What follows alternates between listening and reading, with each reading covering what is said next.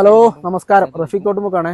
ഞാനിപ്പോൾ നമ്മളെ വയനാട് ദുരന്തത്തിൽ നമ്മളെ വീട് അതുപോലെ സ്ഥലങ്ങളൊക്കെ നഷ്ടപ്പെട്ട ഒരുപാട് പേരുണ്ട്.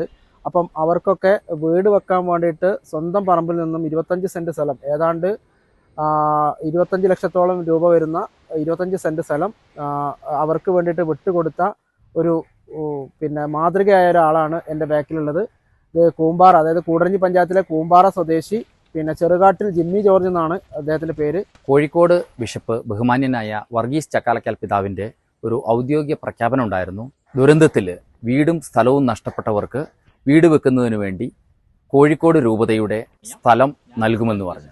അപ്പോൾ ഞാൻ ചിന്തിച്ചു, ഒരു രൂപതയുടെ പൊതുവിലുള്ള സ്വത്ത് വിട്ടുകൊടുക്കണമെങ്കിൽ വളരെയധികം തീരുമാനങ്ങൾ എടുക്കേണ്ടിയിരിക്കുന്നു. ഒത്തിരി പേർ കൂടിയാലോചിച്ചിട്ടുണ്ട്, തീരുമാനം എടുക്കുക.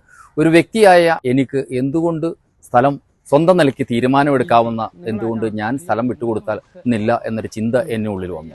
അങ്ങനെയാണ് പാരമ്പര്യമായി എൻ്റെ പിതാവിൽ നിന്നും എനിക്ക് കിട്ടിയ 2 ഏക്കർ 45 സെൻറ്റ് സ്ഥലത്തിൽ 25 സെൻറ്റ് സ്ഥലം വീട് വിൽറ്റ് നൽകുന്നതിന് വേണ്ടി കത്തോലിക്ക സഭയെ ഏൽപ്പിക്കാൻ ഞാൻ തീരുമാനിച്ചതും. നിർദ്ദിഷ്ട മലയോര ഹൈവേയുടെ ഓരം ചേർന്നാണ് 25 സെൻറ്റ് സ്ഥലം നൽകുന്നത്.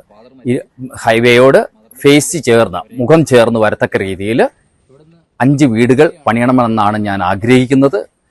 കത്തോലിക്ക സഭയുടെ സർവീസ് സംഘടന അത് ഏറ്റെടുത്തു കഴിയുമ്പോൾ അവരായിരിക്കും തീരുമാനിക്കുന്നതും നടത്തിപ്പ് വരുത്തുന്നതും. അപ്പോൾ ഞങ്ങളിപ്പോൾ ആ ജിമ്മിച്ചേട്ടൻ്റെ പറമ്പിലാണുള്ളത്. ജിമ്മിച്ചേട്ടൻ്റെ പറമ്പിൽ, അതായത് അദ്ദേഹം ജനിച്ചു വളർന്ന വീടിനോട് ചേർന്ന് തന്നെയാണ് ഈ പറമ്പ്, ഈ 25 സെൻറ്റ് സ്ഥലം കൊടുക്കാൻ ഉദ്ദേശിക്കുന്നത്.